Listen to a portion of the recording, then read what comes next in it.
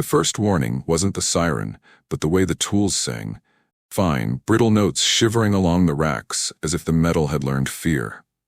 Out past the triage bay, sunlight pinwheeled across the yard and then vanished behind a shadow that shouldn't fit inside a military perimeter. The hangar doors flexed in their tracks, hydraulics whining, and a transport slammed down hard enough to make the floor forget its level. Darren Miles looked up from the guts of a dead scanner with the weary patience of a man who fixes everything that lies about being broken, and saw the crate they were afraid of. Magnets humming, shock harnesses smoking, chains webbed like bad intentions over a containment cradle that had been designed by lawyers and optimists. What lay inside was not what the diagrams promised. A hatchling, yes, but one whose proportions made the eye step back. Shoulders already thick with the hint of a future crown. Plates along the spine edged in the pale blue of sovereign heat, eyes bright and lucid, even in suffering. Every breath coming out of her warped the air in a shimmer, and every exhale ended with a tiny, humiliating whimper that made the guards flinch as if they'd been caught listening at a door. A sergeant with good training and bad sleep barked protocol into the room, and no one moved, because protocol hadn't written a paragraph for this. The shock restraints hissed into her scales with a smell like rain on hot stone. The hatchling spat steam and tried to make herself smaller, which somehow made her look more dangerous. "Alpha," someone breathed. More prayer than report. Darren stripped off his gloves, wiped his hands on a towel that had already retired twice, and crossed the distance with the calm of a man who has learned that engines, children, and grief all answer to the same voice. "If she were here to kill us," he said, not turning, "we would not be having a meeting."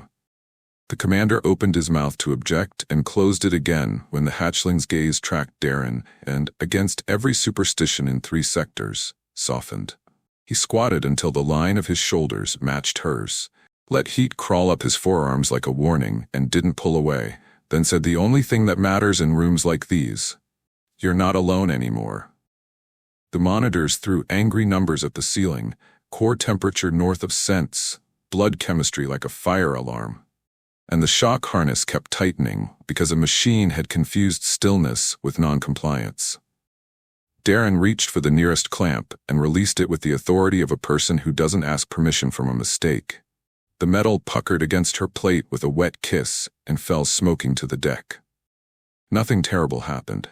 He unlatched a second, a third, and the hatchling's breathing changed by a hair, the ragged edge sanding itself down to something the room could live with.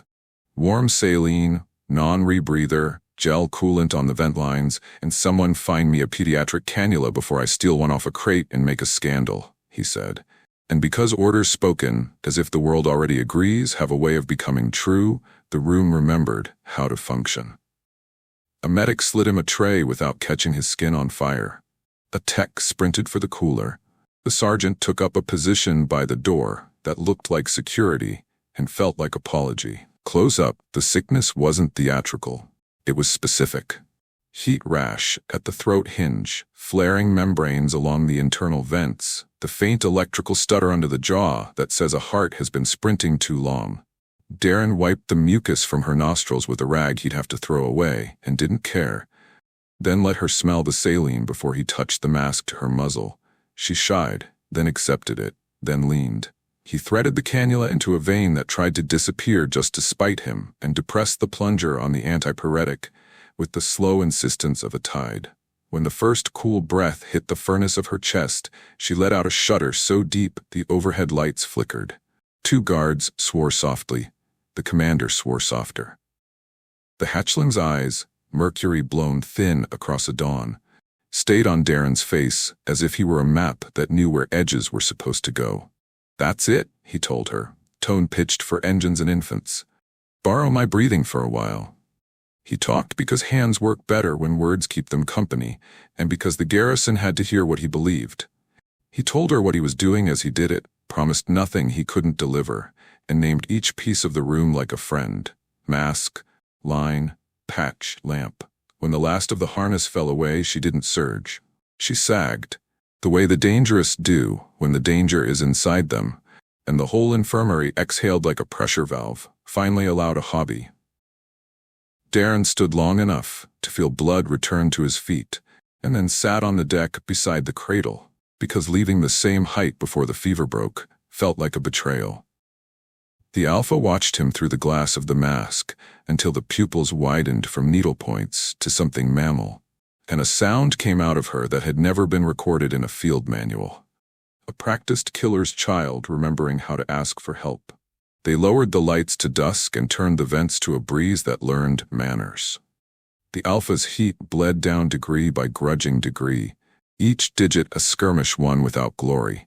Steam ghosted off her plates in gentle curls, and the stink of panic gave way to the cleaner smell of hot metal cooling. Darren checked her vitals on instinct and with his hands, because machines lie pretty and skin tells the truth. Pulse easing from drumbeat to rhythm, vent membranes deflating, a tremor in the forelimb that was more exhaustion than warning. He smeared coolant gel along the seam where throat meets chest and felt the growl come up under his palm. It wasn't threat so much as commentary, and he answered it aloud. I know, it's cold. Hate me a little now, like me better when your lungs forgive you.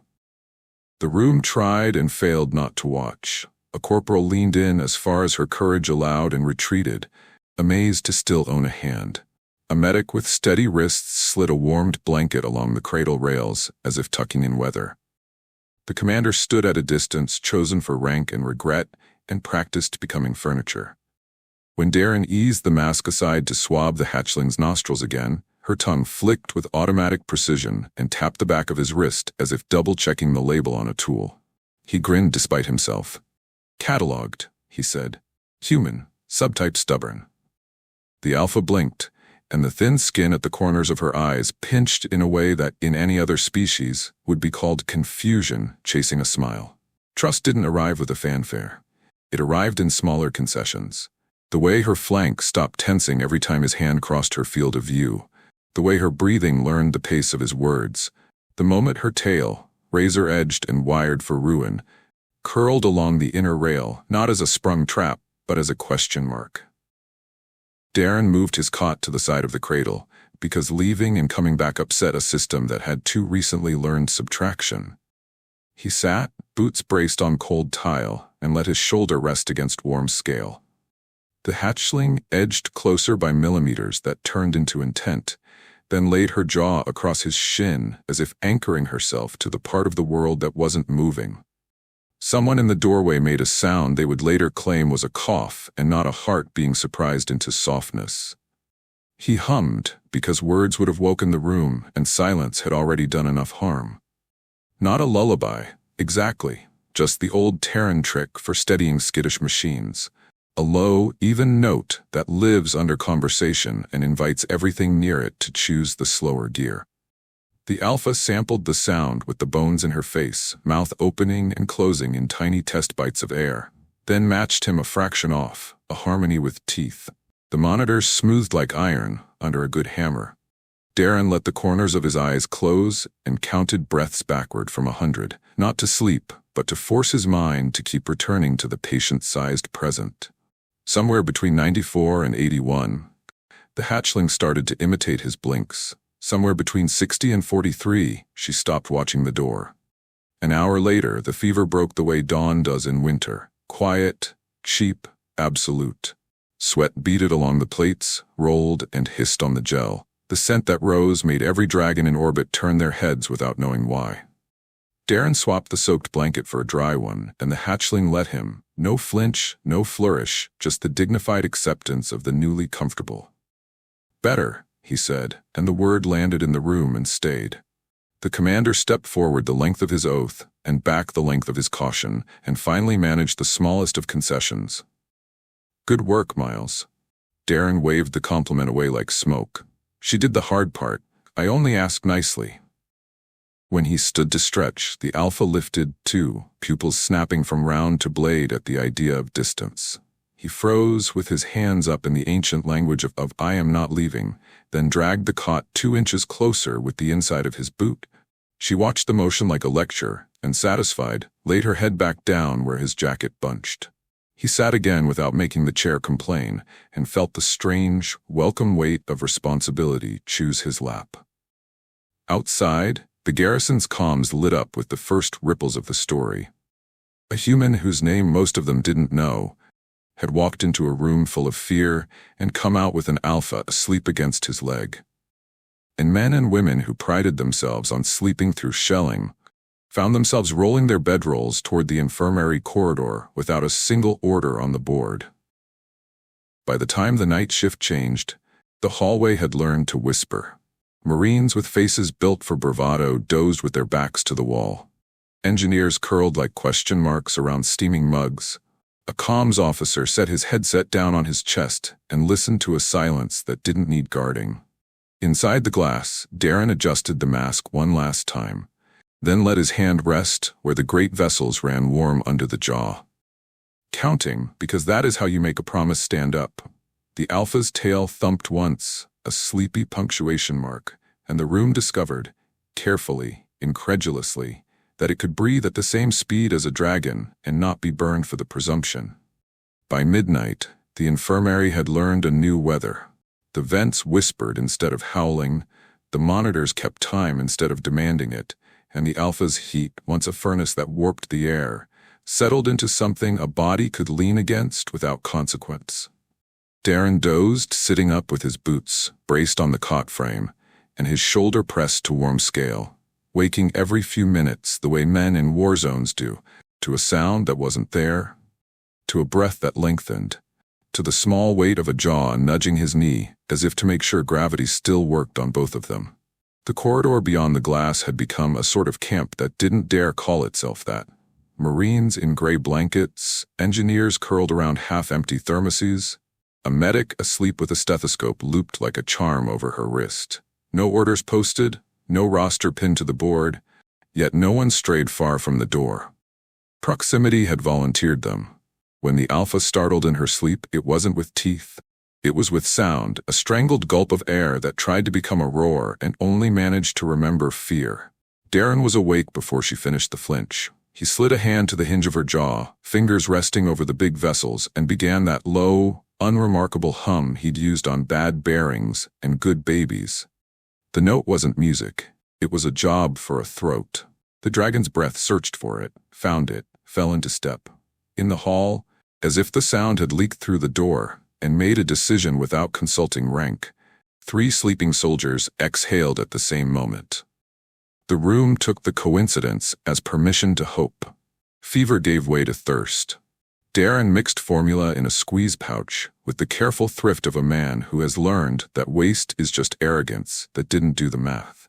He warmed it with a knuckle's worth of steam off the coolant coil and offered the nozzle like a treaty. The Alpha sniffed, pretended indifference, licked once as if insulting the concept, then latched with the single-mindedness of the recently converted. When she finished, she tried, out of some ancestral politeness, to return the pouch. Darren chuckled and palmed it away. "That's yours," he said, "and because names make cages kinder," he added. "And I'm Darren, which is not," he told her solemnly, "food." Trust enlarged itself in increments too small for anyone to cheer. She tolerated the cuff of a pressure monitor with only a theatrical blink. She let him smear a run of coolant gel along the tender seam under her throat and didn't even pretend she hated it. The tail that could have opened him from knee to hip learned a different job, curling along the inner rail of the cradle like a length of warm rope. When a maintenance drone chose that moment to wander in and begin dutifully polishing a floor that had no interest in being clean, the Alpha flared so fast the air jumped. Darren didn't grab her. He touched the closest plate with 2 fingers, said her name once, soft, as if he were borrowing it, and stepped between her and the little machine with a mechanic's practiced contempt for devices that mistake timing for virtue. He unfused the drone with a pop of his thumb and pointed to the far wall as if banishing a child. The Alpha's pupils slid from blade back to round, and after a beat that felt like a negotiation, she leaned her brow against his shoulder with 5 seconds of wait before remembering she was supposed to be made of legend. Outside, word thickened into myth with the usual haste. Someone uploaded a clip, the sort of shaky, bad-angle footage that officials hate because it makes truth seem more credible, of Darren sitting cross-legged on the tile while the Alpha breathed into the cup of his palm. their two chests rising like a slow duet. The recording made its way down the barracks, across mess halls, into the low-lit rooms where off-duty crews go to remember who they are when they're not obeying orders. A grizzled mechanic who had never clapped at anything that wasn't landing gear gave the screen one baffled nod and went to roll his sleeping mat outside the infirmary. A quartermaster slid a crate of ration bars onto the hall floor and walked away without comment. Someone set a kettle on a portable burner, and soon the corridor smelled like tea trying to be brave. Just before dawn, a noise rose from her chest that started in threat and found, on the way out, another shape entirely. Darren, bleary and grinning, realized she was trying to answer his hum with a tone her throat didn't have a word for yet. He responded by lowering his pitch and lengthening the breath, the way you coach an anxious engine past the vibration where it wants to shake itself apart. She matched, eyes half-lidded in a concentration fierce enough to be funny, and then, like a student who surprises herself by finally hearing the interval, she got it. The monitors smoothed so satisfyingly that a medic in the doorway made a little fist of victory and had to pretend she was stretching. The Alpha's tail thumped once on the rail. A punctuation mark that said not tamed, not owned, simply agreed. When Darren finally stood to unkink his spine, the dragon lifted too, and the pupils cut thin with the suggestion of departure. He raised both hands, palms out, smiling as if apologizing to a friend for needing the bathroom. "Staying," he promised, and dragged the cot 2 inches closer until the frame squealed its protest. She brought her head down and set it on his shin like a signature on a contract. The Garrison's comms, usually a hive of clipped syllables and badly timed jokes, softened for a whole watch. Messages went from "status" to "she okay?" and from "report" to "we're here." And somewhere above the outpost, beyond the reach of radar and chain of command, dragon silhouettes gathered in the thin air and held station, neither threatening nor fleeing, as if their entire language had gained a new vowel and they were waiting to hear how it was properly pronounced. The first argument arrived in a pressed uniform and a tone that had never been asked to apologize. Colonel Hadrick came down from command with a knot of aides and a data slate full of doctrine, paused at the sight of soldiers sleeping in the corridor like pilgrims at a shrine, and decided the hour needed fixing. "This is untenable," he said to the air, which refused to take responsibility. "We cannot have an apex juvenile imprinting on a civilian specialist." Darren, who had acquired a cup of tea and the posture of a man whose joints were negotiating a truce, looked up from the dragon's brow ridge he was quietly inspecting for heat rash. "I'm an enlisted contractor," he said mildly, "and she's not imprinting. She's recovering." The colonel began a lecture on asset risk management and got as far as containment protocols before the Alpha exhaled, a soft warning that vibrated his metals against his chest. He stopped in the precise way of an officer who has just discovered a new line on a map that no one told him about. Hadrick tried another tack. "We'll transfer her to the fortified hangar. Cleaner lines of fire. Double doors, scrubbed personnel lists, professional distance." The corridor did something he hadn't planned on. It collectively became a throat clearing. A Marine whose idea of intimacy was letting you borrow a wrench said, without looking away from the door, "Sir, with respect, if you move her, you move us." An engineer who had never been brave a day in her life until yesterday nodded from her bedroll. The medic with the stethoscope charm said nothing, but shifted her bag to block the colonel's path a fraction, the way you move a chair so a guest sits where the light is better. Darren reached for the pressure cuff, wrapped the strap around a forelimb, so thick it made the cuff look like a bracelet, and spoke without looking up. "You'll spike her cortisol. She'll torch your clean lines right along with the doors trying to get back to the one place her brain has decided won't subtract her. Give me 3 days, then we move on our terms." The colonel stared at Darren's hand where it rested, unafraid, in the warm notch of an Alpha's jaw. He stared at the corridor, where hard people had arranged themselves with their backs to the walls and their faces to the door in a posture that was neither guard nor siege, but something older and less theatrical. Vigil. He stared at the way the dragon, his doctrine insisted on it, but his eyes betrayed him with she. flattened her pupils at him, and rounded them for the human whose name he'd had trouble remembering yesterday. He found his mouth making a decision his pride would need time to forgive. 72 hours, he said at last. No leaks, no theatrics, and if anything goes wrong I will shut this building like a fist. Darren nodded, relieved and annoyed at himself for being relieved. Well, keep your fist in your pocket, Colonel. Peace, such as it was, didn't hold without an incident. Sometime near dawn on the second day, a private from a unit that rotated in for perimeter duty, jittery with the kind of fear that comes from being told to be brave against physics, made the worst choice available to a tired mind. He tried to prove something to his own pulse. He palmed the door panel when the medic turned away, slipped inside with a posture that pretended it was a swagger, and drew a shock baton because cowards like to outsource courage to electricity.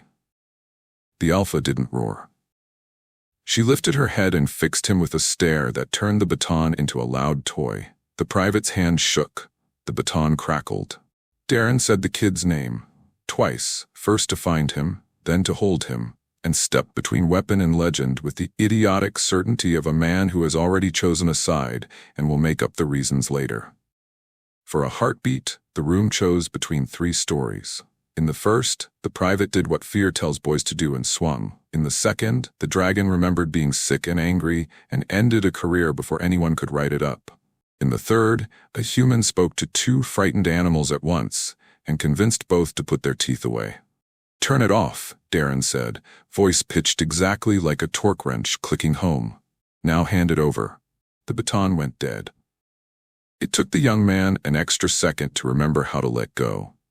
Darren took the thing by its insulated neck and passed it to the medic, who didn't pretend not to be shaking. Then he put his open palm on the Alpha's plate and kept it there until he felt the tremor come out of her and go nowhere else. The private's punishment could have been a court-martial. The outpost chose work instead.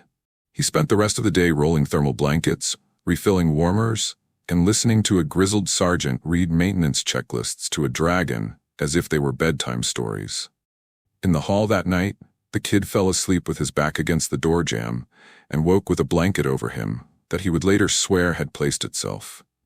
Colonel Hadrick signed the incident report with a sigh that sounded suspiciously like a lesson recognized too late and left unclaimed. Dragons began to gather in the sky on purpose. At first it was a pair, then a flight, then a ceiling of slow shadows that didn't block the sun so much as lend it a different quality. They didn't stoop or strafe. They kept station as sentries do, and when the Alpha stirred, they banked as one and resettled, a visible respiration for a building that had forgotten it was allowed to breathe. The outpost's perimeter guns tracked them nervously. Darren asked the colonel for a calm window, and after a long look that said he would rather bite a nail, Hadrick gave it. Darren walked out onto the loading apron, the concrete still holding last night's chill, and lifted his hands so the cameras could see he had them. He didn't speak a dragon tongue. He spoke theirs anyway, stripped of grammar and decorated with intent. He told the sky what they had done, in the simple list that soldiers trust. Fever, cut. Breath, steadied. Pain, named and answered. He pointed, open-palmed, at the infirmary door, where 100 tired humans had chosen to sleep within feet of a jaw built to kill them. He touched his own chest. He said her name as if it were both request and promise. Above, the formation shifted, a ripple of muscle and will that turned into the slowest, most elegant bow a flight can manage without breaking discipline. It wasn't fealty. It was acknowledgement, the kind captains exchange across decks when they recognize the same salt in one another's blood. Inside, the garrison learned the habit of keeping watch without being asked. Shifts formed themselves. Someone taped a hand-drawn schedule to the bulkhead that no one admitted to writing. A Marine with a ruined singing voice started a low round in the small hours, and the sound moved down the hall like a warm draft. The Alpha, drowsy and powerful, lifted her head whenever Darren stood and put it back down when he sat, as if confirming the rules. The colonel came by in the evening, didn't speak, left a flask on the cart and a pen mark on the schedule where his name wasn't. The line outside the door lengthened, not with pilgrims but with people who had decided that proximity was another way of saying we refuse to let the count go down. By the third sunset, the outpost matched the dragon's breathing without needing the note to cue them. When the Alpha finally rose on steadier limbs and nosed the latch of the cradle as if asking for a different room, Darren didn't reach for straps or wires. He reached for the cot, dragged it 2 inches, and held out a hand as if inviting a partner into a dance no one else knew the steps to. She followed, slow and massive, the tail clearing tubes with the delicacy of an artist, and put one forepaw on the floor that had once trembled at her arrival. The corridor, full of hard men and women who pride themselves on withholding, smiled like a group of people who had privately decided to believe in something and found it wasn't embarrassing at all. Outside, the sky held its vigil. Inside, the Garrison slept, not because they were unafraid, but because fear no longer had the only key to the door. The ultimatum arrived at noon, parceled in light. The imperial seal burned across the infirmary wall, all jagged suns and old authority, and then resolved into an envoy in ceremonial plate whose voice could have sliced ice. He didn't waste syllables. By decree of the throne, the juvenile Alpha was to be transferred immediately to central custody, the Garrison relieved of responsibility, the human technician removed from proximity for the preservation of asset integrity. Colonel Hadrick stood square to the projection, jaw set in the way of men who have learned to let a storm spend itself against the cliff, and said the only correct thing he could say without consulting his conscience. The patient was medically unstable. Movement would constitute harm. The envoy smiled the way knives do when they believe in destiny, and the lines of script along the wall intensified into threat, time limits, compliance codes, a timetable for the kind of force that forgets names. Through it all, Darren did not look up from the Alpha, who was awake and watching the light with the unblinking interest of a weather god measuring a map. Power likes to hear itself finish a sentence. The envoy never did. The floor thrummed, monitors hiccuped, and the hatchling rose in a single coiled motion that turned mass into myth. She didn't roar first. She drew breath first, a long, theftless inhalation that pulled every gaze in the room into the cage of her ribs. When she let that breath go, the sound traveled through bone, through bulkhead, through the base's foundations, and out into sky, where 100 high silhouettes answered before radios could decide whether to be brave. The envoy's image stuttered. A scaler in the wall fried and popped. Outside, the perimeter cam feeds blew into white as wings darkened the noon. The corridor had been a vigil. It became a chorus. Marines came to their feet without orders. Engineers put down mugs and picked up silence. A medic set both palms to the glass and closed her eyes the way you do when you tell a prayer. It is welcome to stay, even if you don't remember the words. Hadrick's aides reached for their pistols out of the muscle memory that pretends all problems are bullets with rehearsals. The colonel made a small chopping motion that canceled the last 10 years of his own habits and told them, with that one movement, that the hour belonged to a different law. Darren put his hand under the Alpha's jaw and felt her throat reverberate against his palm, that engine note tuned to a key the Empire forgot to write down. Easy, he told her, not to damp it, but to aim it. When the light cohered again, it wasn't the envoy's face that formed. It was a crest older than his rank, 7 flares around a central void, and a voice that did not pretend to be anything but what it was. No body, no eyes, just attention, the Empress, present as a decision. I hear a claim, she said, and the words made the hall straighten without knowing why. Hadrick swallowed pride and fear together. Majesty, we have a juvenile Alpha under medical care. An imperial detachment demanded immediate transfer. Silence followed, in which choices grew tall and made shadows. The Alpha refuses, the Empress said, and it was not a question. The human refuses on her behalf, Hadrick added, discovering as he spoke that the sentence tasted right. Light flickered, like amusement pushed through a damaged wire. Then I refuse with them, the Empress said at last. Protocol yields to bond. Any hand raised to sever it forfeits the sky that shields it. The envoy tried to reappear, managed half a syllable, and died under a wave of static so absolute it felt like mercy. Darren's shoulders, which had been braced on a decade's worth of instinct, dropped a measure. The Alpha's pupils widened to round and calm, the terrible apparatus of her mouth gentling into something almost domestic.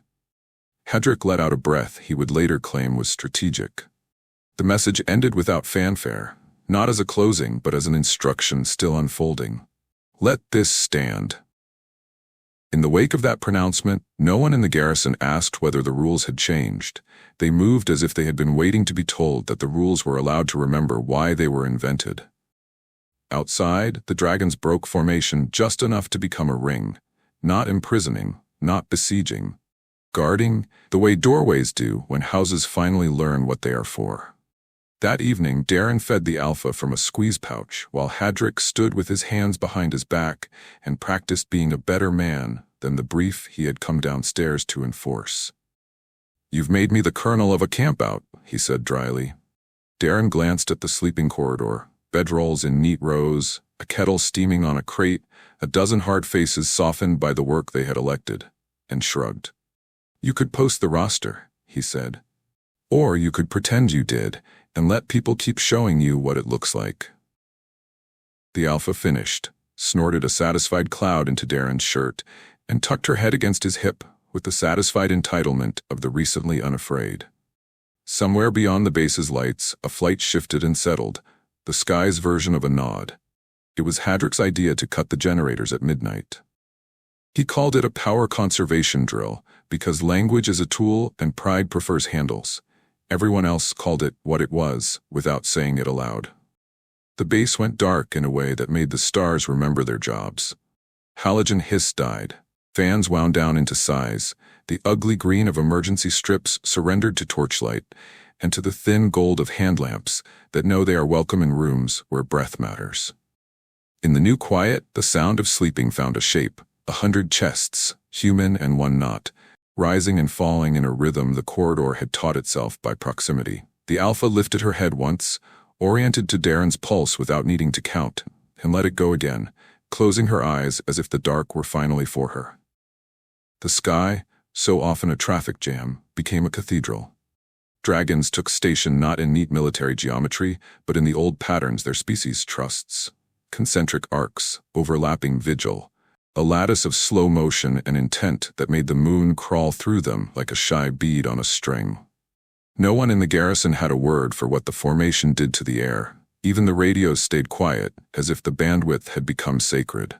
An ancient, enormous silhouette, older than the outpost, older than the colony charter, older perhaps than the habit of pretending empires never lower their heads, passed over the infirmary twice and did not descend. Someone whispered that the matriarch herself had come to confirm what the Empress had declared. Someone else whispered they hoped the matriarch hadn't seen the state of the mess hall.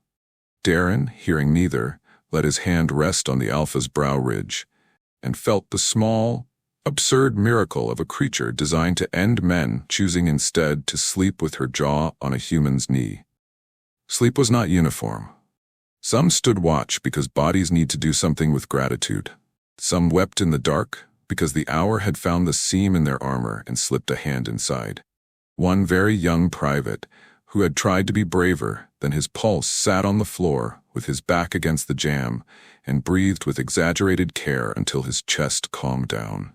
Hedrick himself rolled out a mat at the end of the hall, propped a datapad under his head like a pillow, and stared at the ceiling with the resigned expression of a man learning to live with a story he is proud of and slightly afraid of losing control over. Around 2 a.m, he got up, unfolded a paper he had been pretending not to carry, and quietly signed a temporary order establishing the corridor as a sanctuary space under his authority, which is to say under his name until the Empress's ink could find the page. He tucked the paper beneath the kettle as if the heat would cure it. Near 3, Darren tried leaving for the 3rd time and made it to the door before the alpha's breath hitched. He turned back without cursing, the way you turned to pick up a tool you knew you'd need and had set down anyway. She watched him cross the room and made that low, breathy trill she kept for only him. He gave her a long forefinger to hold in her teeth because filling a mouth is sometimes more efficient than arguing with it. "You don't owe me sleep," he told her, and felt the foolish sting behind his eyes when her pupils softened as if she understood exactly which part of the sentence was untrue. He sat. She set her chin on his shin. The corridor exhaled. Across the outpost, instruments on idle picked up the same slow pulse and made a very small song of it. Just before dawn, the Empress's seal blinked once more on the far wall. Not a command this time, just a line of text that would later be carved into the infirmary's lintel, in letters pragmatic and unadorned. Protocol yields to bond. The sentence glowed for a full minute and went away. Hadrick, who had drifted into the shallowest sleep, woke, read it, and felt the vertebrae between his shoulder blades unclench in a way that made a difficult man briefly easy about his own place in the morning. Outside, the dragons drifted apart into the work of day. Inside, someone lit the kettle again, and the pink light leaking under the blackout curtains turned the corridor's faces into a gallery of unintentional tenderness. When the generators clicked back, the infirmary didn't flinch. The Alpha uncurled, tried her legs, and found the room arranged to respect them. Darren stood and let the weak edge of a grin find his mouth where most men keep a penknife. "Walk?" he asked, the way he would have asked a reluctant engine whether it fancied a second try. She nosed the latch, waited for him to take one step, and matched it. The door opened on a hall full of people pretending not to have been waiting to see that exact moment. No cheer rose, because cheering would have been rude to the kind of victory that arrives on 4 careful feet. Instead, a dozen small gestures built a world. A Marine eased a blanket out of the way with 2 fingers. An engineer held her breath so a cup would not rattle as they passed. The young private who had learned to breathe 1 hour at a time inhaled and managed not to cry in front of his sergeant. Out on the loading apron, morning laid itself down in clean layers. The rookery of dragons high above broke and reformed into day flights. The matriarch, if that's what she had been, did not announce a departure, so rumor had to do the job. The Alpha reached the threshold, felt the sun, and paused, eyes closing on the exact face of pleasure. She took 1 step onto concrete, 1 onto dirt, and then did the smallest, most catastrophic thing. She touched her brow to Darren's shoulder in a deliberate, ridiculous bow that would bankrupt poets with envy. The base did not erupt. It held its breath while the moment carved itself into memory. Later, when the paperwork arrived, the Empress's formal recognition of Guardian status, the Colonel's post-dated sanctuary order, a supply request stamped priority for formula and thermal blankets, a clerk in logistics would staple a photo to the file. In it, a human in a stained mechanic's jacket stands with a dragon juvenile leaning against him like a child who has finally memorized their way home. Behind them, an entire garrison sleeps sitting up. Bedrolls and boots and stubborn faces softened by work freely chosen. Above them, the stars go about their business, which on that night included standing still long enough for a new law to be written in a place where laws usually arrive late and leave early. And Darren, who still insisted he was only a man with good hands and unfortunate timing, kept his palm where it had always belonged, against warm scale, counting out a future that refused to subtract anyone.